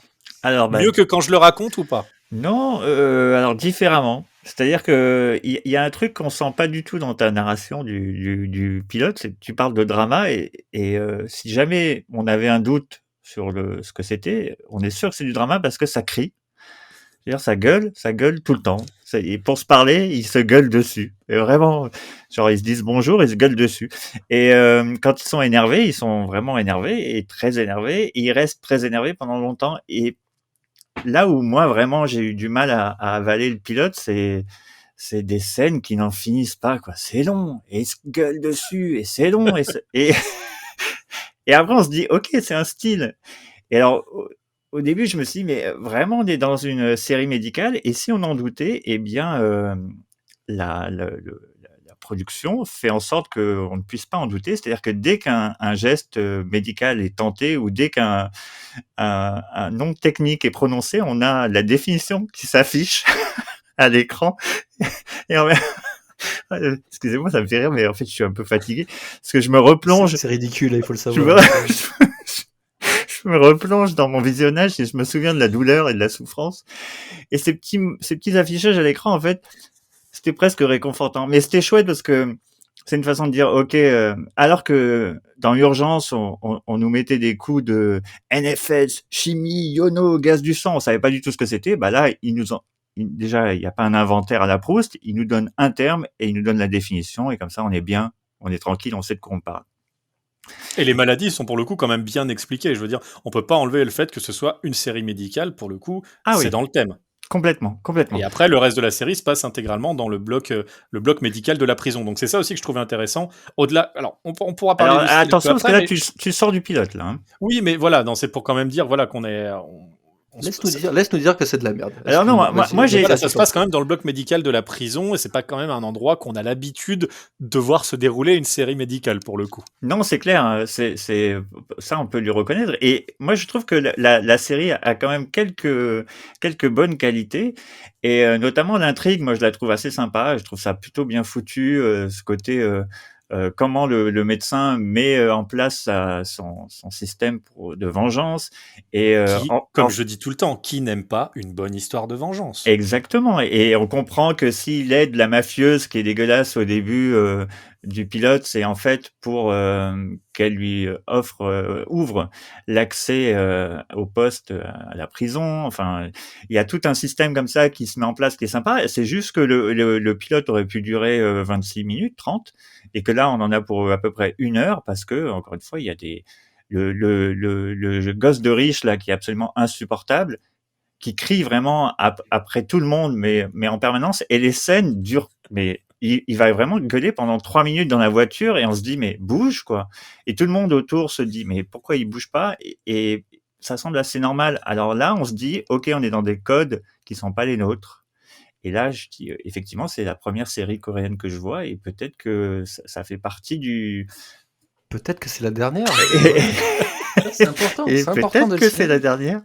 Mais, Non, mais... je vous en trouverai d'autres pour d'autres thèmes, vous inquiétez pas. Non, mais Le- voilà, après, moi je trouve que, alors c'est pareil, hein, c'est peut-être typique de ces séries-là, et c'est même pas surjoué, quoi. On est dans la caricature permanente, mais pas tout le temps, en fait. C'est-à-dire que quand ils veulent jouer les énervés, ils sont très très énervés, mais après ils peuvent être normaux, et c'est assez déstabilisant, que c'est un peu les montagnes russes. En tout cas, c'est comme ça que je l'ai vécu, moi. Et si ça avait été un peu moins long, je pense que j'aurais un peu plus apprécié, mais en tout cas, je trouve que l'intrigue ferait un très très bon polar. Pierre, je te Pierre, passe allez, le qu'on rigole. flambeau. Mais quel bon moment j'ai passé devant ces pilotes. Non, je trouve. Alors, je n'ai pas compris ce que j'ai regardé parce que je n'ai jamais vu autant de clichés abattus à la minute dans une série. On passe d'un pastiche de Doctor House avec des représentations 3D de globules rouges pour t'expliquer une maladie dont tu t'en fous à un C'est une truc, vraie mais maladie, genre- hein. Tu peux taire, tu me laisses parler. À un truc qui est mais genre une sous-intrigue de Plus belle la vie avec des acteurs qui arrêtent pas d'hurler, avec alors, mention au couple de sourds qui joue tellement bien. J'ai cru que j'allais éteindre, mais couper le courant chez moi tellement c'était bien joué, quoi. Des scènes improbables dans la rue, là, avec des accidents de bagnole, où tu penses qu'ils vont faire un espèce de budget là sur les accidents de la route, et en fait c'est filmé, tu fais mais en fait ils ont secoué la bagnole, quoi. Mais pourquoi vous filmez ça comme ça? Et avec à la fin, il commence à créer une tension avec un mec. Alors c'est le seul truc, c'est le gars dont tu parles là, qui a beaucoup de rides. Ouais. Lui, je me suis dit, il a l'air intéressant. Ah non, lui, il est stylé. Qu'est-ce que tu fais là? Par contre, pour l'instant, dans le pilote, excuse-moi, il fait juste la gueule, quoi. Donc, il est là 37 secondes.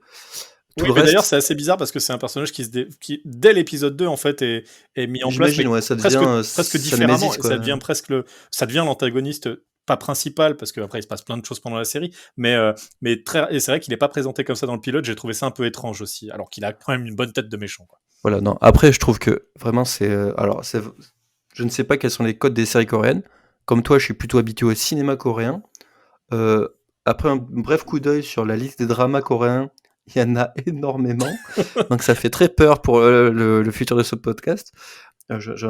Franchement, c'est très particulier, quoi. Alors, il y a une cohérence dans le côté too much parce que tout est too much. Mais je trouve que ça ne raconte vraiment rien de spécial, quoi. Donc c'est rigolo de voir le mec qui passe par des trucs pas possibles pour au final se venger, quoi. Effectivement, la fin du pilote est assez efficace. Par contre, comme Mathias, j'ai trouvé ça mais ultra long et je trouve que ça raconte pas grand-chose. Sur l'échelle de Justin Theroux, qui est l'échelle de la beauté masculine du podcast, excuse-moi, ton acteur, il fait pas le poids, hein. On dirait il sort C'est d'un parce qu'il est couple qui a pas- imberbe que tu dis ça. Eh oui, Bah oui, excuse-moi, il faut mais... être honnête. Non, mais en fait, alors vraiment, je trouve qu'il y a des trucs assez cheap. Tout ce qui est 3D, là, fallait pas le faire. Les freeze frames sur qu'est-ce que c'est qu'une trachéotomie, tu fais non. Surtout avec des. Alors moi, le des truc trucs, qui vraiment, je sais pas si c'est trop dans le pilote, mais sur la longueur, c'est tout est éclairé en bleu-orange, double face, panneau à LED coloré, et en fait, tout est éclairé comme une vidéo de youtubeur cinéma français. C'est vraiment, c'est magnifique. Tout est éclairé, tu sais, tous les mecs qui se surtout, prennent même l'extérieur, pour hein, ça, c'est Nicolas cool. Même quand ils Winding sont Refn. dehors. Mais tout est éclairé comme ça, c'est orange d'un côté, bleu de l'autre, et vraiment, tu vois un youtubeur cinéma qui se prend pour un chef-op. Et du coup, ça m'a fait beaucoup rigoler parce que quelle que soit la pièce où ils sont, quel que soit l'appartement, la prison, l'hôpital, tout est toujours éclairé rouge, orange, bleu. Magnifique. Non, mais voilà, honnêtement, ça m'a pas beaucoup plu. Parce que Je pense que c'est vraiment des codes, quoi. Les codes de drama drama coréen m'échappent complètement. C'est quand même assez faiblard en termes de scénario. Comme dit Mathias, ça aurait duré 20 minutes et on aurait vu ce qui se passe après. Peut-être que j'aurais fait l'effort. Là, si c'est aussi pesant que ça sur tout ce qui doit se passer, et j'imagine qu'il se passe beaucoup de choses par la suite, parce que la seule qualité que je peux trouver à la série, parce que je ne la comprends pas trop, c'est que c'est très généreux par contre. Dès qu'il y a une idée, ils font ouais, on prend, vas-y, mets dedans, on s'en fout. Et ils mettent tout, quoi. C'est-à-dire que tout est là, quoi. Genre, tous les personnages, ils sont un peu caricaturaux, ils en foutent tous un peu trop. Et tu fais, ah, mais t'as des trucs à proposer, vas-y, propose, gueule sur la caméra. Et voilà, je suis ok, pourquoi pas.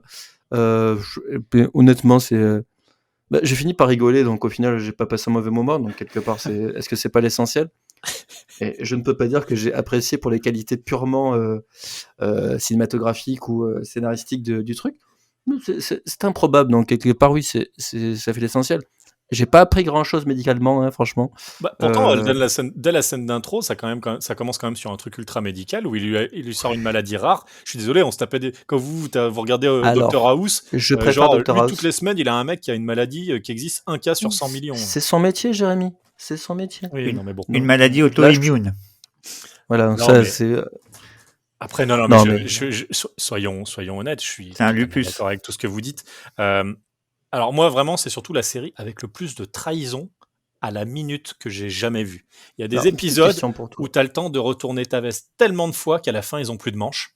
C'est vraiment, c'est exceptionnel à ce niveau-là. Donc notamment celui qui a la classe, donc Seon Min-sik, là, le méchant.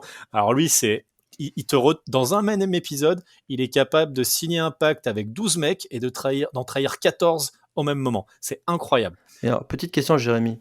Cette histoire avec l'homme qui en fait trop, là, le jeune fils de riche Ouais. absolument insupportable, ça s'étale sur toute la saison? Ou Non, très vite alors, il se barre parce que c'est alors fatigant quand il même. est là jusqu'au bout, mais il y a toute une partie un peu rémission du personnage quand même. Il y a quelque chose.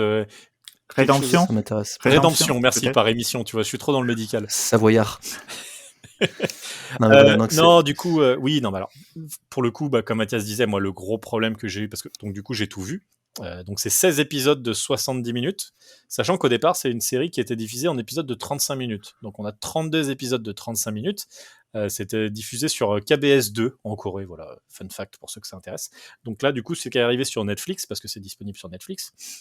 C'est 16 épisodes de 65 minutes à peu près, avec un seul générique, du coup. C'est long. C'est très long, c'est très très long. Chaque épisode, en gros, tu pourrais le diviser par 2 et tu verrais pas la différence en fait. Tellement, juste déjà, je sais pas comment au niveau du montage c'est possible parce que t'as 1 milliard de cuts et pourtant c'est quand même long. Donc je sais pas trop comment ils se débrouillent, c'est assez talentueux à ce niveau-là. Non, Mais voilà, c'est Ils vraiment. doivent avoir un pognon, n'empêche. Mais en plus, non, mais en fait, je pense que sur des formats de 35 minutes, en fait, le rythme doit être vraiment, vraiment différent. Où des fois, tu as vraiment des cliffhangers en milieu d'épisode, tu comprends pas. Et en fait, tu dis, ah bah oui, parce qu'en fait, si sur un 35 minutes, là, on est normalement on est à la fin d'un épisode, en fait. Sauf que du coup, toi, tu repars et t'es en plein milieu de ton épisode, tu comprends pas le cliffhanger. Et du coup, je suis désolé d'en remettre une couche, mais ça indique bien, nous, en tant que bons Français, on a l'habitude de se foutre de la gueule de TF1 qui diffuse les épisodes dans le désordre des séries. Mais là, ça prouve que Netflix, je suis désolé, hein, mais sur la volonté de respecter l'œuvre, ben, on est dans autre chose, quoi. Alors, Et ces j'ai épisodes, cherché pourquoi, mais j'ai pas réussi à trouver de réponse à pourquoi ça a été compacté comme ça. bah, écoute, une des réponses possibles, peut-être que les gens, ils se sont rendus compte avec leurs algorithmes que quand le nombre d'épisodes dépasse un certain quota, ben, les gens se lancent pas dans la série. Peut-être Ah, c'est un c'est truc possible. aussi con que ça. Et ils avaient fait la même chose avec Casa de Papel aussi, hein, qu'ils ont un peu remonté, remodulé. Et Enfin, surtout voilà. que Netflix, si vous cherchez un peu, pour le coup, c'est vrai qu'en termes de drama coréen ou de série coréenne, il y en a une plâtrée. Là, du coup, ça, c'est quelque chose qui est arrivé l'an dernier, donc en 2020. Donc, c'était un deal, il y avait 4 dramas qui arrivaient en même temps, quoi. Et du coup, ils balancent ça et bim, bam, boum. Et c'est vrai que du coup, avec les algos qui sont un peu foutus bizarrement, c'est pas le truc que tu vas tomber dessus si tu cherches pas. Et moi, j'étais étonné, tu vois, qu'il y en ait autant de dispo comme ça. Là, pour le coup, c'est sûr que ça m'a pas donné vraiment envie de me lancer dans le drama coréen. Je sais que ma belle-mère et mon beau-père sont ultra fans de drama coréen. ma belle-mère est vietnamienne, et au Vietnam, ils adorent, par exemple, les dramas coréens. Ça cartonne de fou. C'est vraiment, ils en consomment. Je sais que les Japonais produisent déjà beaucoup de dramas, mais il me semble qu'aussi au Japon, les dramas coréens commencent à beaucoup, beaucoup tourner. En fait, un peu tout ce que produit la Corée commence à très très bien marcher. Mais du coup, voilà, comme quoi c'est des codes, en fait, je pense que nous, on n'a pas. Mais comme Pierre, Pierre, toi, voilà, vous regardez pas Plus belle la vie. Et pourtant, c'est une série qui a Alors quoi ça, c'est faux. Moi, j'ai regardé j'ai eu une période Plus belle la vie. Bah Et ouais, mais il fallait reconnaître que au niveau de la façon d'accrocher le téléspectateur, ils savent faire. c'est ça. Moi, j'avais regardé Undo Stress à une époque. Je sais pas pourquoi, mais il fallait que je le regarde le lendemain, savoir ce qui se passait. Et après, tu regrettes, tu vois, des années après, tu te dis, mais qu'est-ce qui m'est arrivé dans ma vie pour que j'en Bah oui, arrive à ce c'est ça. point-là? Qu'est-ce qui m'est arrivé? Exactement, je me suis posé la même question. Donc voilà, je pense, non, je pense que c'est des codes. Après, moi vraiment, pour le coup, la série dans son ensemble, c'est compliqué. C'est sûr que c'est très long. L'avantage, c'est que tout est résolu. Donc vraiment, là, pour le coup, on se fout pas de ta gueule. Il n'y a pas de trucs laissés en suspens. Bon, il y a des trucs, c'est un peu vite fait. Tu vois, t'as des mecs, t'es là, mec, t'as trahi déjà tellement de monde. Comment tu peux être encore dehors? Je trouvais le concept voilà du pôle médical de la prison intéressant. T'as quand même pour le coup, je trouve un vrai truc médical quoi qu'en dise Pierre. Voilà, t'as des parties qui se passent dans les hôpitaux. On apprend aussi pas mal sur le fonctionnement du système de santé coréen aussi. Je connais pas, donc t'as tout aussi au-dessus de ça. Donc on a toute la famille justement le jeune fils de riche qui est responsable. Donc t'as toute une espèce de sa famille possède tout un conglomérat qui possède des hôpitaux. Ils font du truandage un peu partout. Donc t'as voilà tout cet aspect aussi la politique, les hospitalière, machin. Donc voilà, j'ai appris un peu des trucs aussi. Ça m'a sorti de ma zone de confort. Est-ce que je me lancerai dans les dramas H24? Clairement non. Mais quoi qu'il en soit, je trouve que le pilote est efficace, en tout cas, malgré ses défauts qui sont des défauts qui vont se reproduire au long de la série, on va pas se mentir. Je trouve que la mise en situation est très bonne. Je trouve la scène d'introduction très cool pour le coup. Moi, j'aime beaucoup quoi qu'en dise Pierre sur les trucs en 3D. Moi, j'ai trouvé ça très cool. La meuf qui se rend malade pour sortir de prison, j'ai trouvé ça vraiment original. Après, voilà, l'histoire de vengeance, j'ai toujours dit, moi, je suis un sucker pour toutes les histoires de vengeance. Old Boy, voilà, bon, ça reste des Coréens, donc ils s'y connaissent en vengeance. Donc voilà, que vous dire de plus? Écoutez, si vous êtes curieux, que vous avez envie de sortir un peu de ce qu'on voit d'habitude, bah voilà, en plus Netflix, on a pratiquement tous Netflix maintenant, donc profitez-en. Peut-être vous pouvez découvrir un nouvel univers, sortir voilà, de ce qui se fait d'habitude. Après, c'est vrai que j'ai pas trop parlé des gens qui sont derrière tout ça parce que ça n'a pas grand intérêt, parce qu'on les connaîtra pas forcément. Rien que déjà tout le casting. Moi, je suis allé voir vraiment tout ce qu'ils ont fait à côté. Il y en a même, j'ai pas vu un seul autre truc de ce qu'ils ont fait. Donc, je dis pas que j'ai vu beaucoup de films coréens. Hein. Je vois, comme je disais, je vois ce qui arrive chez nous. Donc, les grands réals, les Kim Ji-woon, les Bong Joon-ho, Park Chan-wook et compagnie. Et donc, voilà, forcément, j'ai pas des fois la curiosité et aussi le temps de tout voir. D'ailleurs, je vous conseille au passage, si vous habitez Paris, le festival du film coréen qui se passe au Publicis des Champs-Élysées, qui est un super festival, qui a été arrêté pendant à cause de la deuxième vague et qui va reprendre en juin. Donc voilà, c'est vraiment un petit aparté, j'en profite pour parler de ce festival qui est vraiment super. Et ils n'ont vraiment pas eu de bol à cause de la Covid, donc je leur souhaite tout le bonheur du monde, comme dirait Calogero. Moi, je vais te dire, c'est toi qui es super. C'est pas Calogero qui chantait. Merci Mathias, ça fait plaisir. Donc oui, pour en revenir à nos moutons et à Docteur Prisoner, donc voilà, on a le même réalisateur sur toute la série. Donc ça, voilà, c'était quand même un petit truc que je voulais noter, qui s'appelle Wang In-hyuk. Donc qui avait déjà réalisé pas mal de dramas, toujours pour KBS2, mais qui ne vous parleront pas. Donc The Gentleman Wolgyesu Tailor Shop, par exemple, j'imagine que c'est sur un tailleur de barbe ou un tailleur de costume. Un petit boulanger aussi, on me fait savoir. Et le scénariste qui avait aussi scénarisé des dramas, donc entre autres Foolish Mom et Cain et Abel. Donc Cain et Abel, j'imagine que c'est une reconstitution coréenne de la Bible. Donc non, je n'ai aucune idée de quoi ça parle. Donc voilà, ça ne sert à rien que je vous donne des noms parce que on ne les connaît pas. Et voilà. Donc moi je note quand même voilà au moins la découverte donc du personnage de Seon Min-sik, l'autre directeur médical de la prison, donc qui, je vous disais, qui avait vraiment une bonne gueule de méchant. Et donc, il est joué par Kim Byung-chul. Et vraiment, ça a été ma petite découverte de cette série. Vraiment, je l'ai trouvé trop classe. Vraiment, une bonne tête d'antagoniste. L'ordure intelligente à son plus haut niveau. Ça fait 20 ans qui galère, mais en même temps, il a un background intéressant. Il vient d'une famille de médecins aussi de très riches. Il a fait une erreur médicale au début de sa carrière. Un de ses patients est mort et en fait, il est devenu une ordure, mais en même temps, il ne veut pas tuer des gens. Donc voilà, contrairement au grand méchant de la série, que je vous dirai pas qui c'est pour pas spoiler, mais voilà, il y a quand même, malgré tous ses défauts, malgré que ce soit une ordure et qu'il ait volé beaucoup d'argent et escroqué beaucoup de gens, ce bon vieux Seon Min-sik, à l'intérieur, finalement, il a peut-être un cœur de guimauve. Eh ben, Donc voilà, bravo. c'était Doctor Prisoner. Je pense avoir fait le tour. Je pense que vous avez dit ce que vous aviez à en dire, les amis. Tout à fait. Moi, je ne rajouterai rien. Et Pierre? Pierre, non. Moi, non, voilà, c'est un grand non, voilà. Est-ce que c'est disponible en DVD pour qu'on arrête de les acheter, par exemple? Je n'ai pas regardé. Non, alors pour le coup, je pense pas que ce soit disponible en DVD, ces trucs-là. Mais par contre, du coup, Très l'intégralité bien. de la série est disponible sur Netflix. La série a un début, un milieu et une fin, ce qui est quand Et même vous pouvez vous pas désabonner à la fin, négligeable. ce qui est pas mal aussi. Euh, Je rappelle qu'on vise encore le partenariat avec Netflix.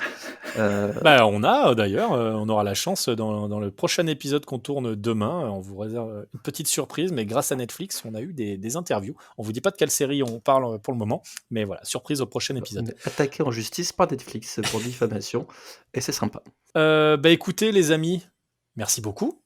C'était un Merci bel à épisode toi. encore. Merci à vous. Merci à toi pour ces très belles découvertes, Ouais. Jérémy. La dernière fois, pour les westerns, on avait cité des films, mais là, je vois pas trop l'intérêt de citer des films qui se passent à l'hôpital. Donc, Non. on a déjà parlé des films du créateur de Hippocrate. Moi, j'ai pas d'autres films qui se passent dans On un a parlé des hôpital à films citer. Soderbergh qui ne sont pas médicaux, mais Oui, bon, on s'en c'est fout. vrai. Du coup, j'en profite. Donc voilà, si vous aimez la Corée, le cinéma coréen, tous les films de Bong Joon-ho, voilà, Palme d'Or, Oscar de l'an dernier pour Parasite, voilà, allez voir toute sa filmographie. C'est un pur bonheur. Et Pierre, pour le coup, ne me contredira pas. Effectivement. Mathias, Pierre, merci beaucoup. Merci à toi. vous. On se retrouve très bientôt pour un épisode dans l'actu ou dans le thème. En attendant, chers auditeurs, vous pouvez, comme d'habitude, nous retrouver sur toutes les bonnes plateformes de podcast. Écoutez, il y a quoi? Il y a Apple Podcast, il y a Google Podcast, il y a Deezer, il y a YouTube, il y a SoundCloud, il y a Spotify. C'est déjà pas mal tout ça, hein. Et sur le réseau social, notre réseau social préféré, Twitter, le petit oiseau. Donc voilà, n'hésitez pas à nous laisser un petit tweet, un petit message pour nous dire ce que vous avez pensé du podcast, ce que vous avez pensé de The Nick, choisi par Pierre, Hippocrate, choisi par Mathias, et Docteur Prisoner, choisi par moi-même. On vous dit à très bientôt pour un nouvel épisode. En tout cas, sortez vos scalpels, n'hésitez pas à ouvrir des ventres et à aller chercher au fin fond des entrailles. Il y a toujours une bonne série à trouver. À bientôt. Salut. Au revoir.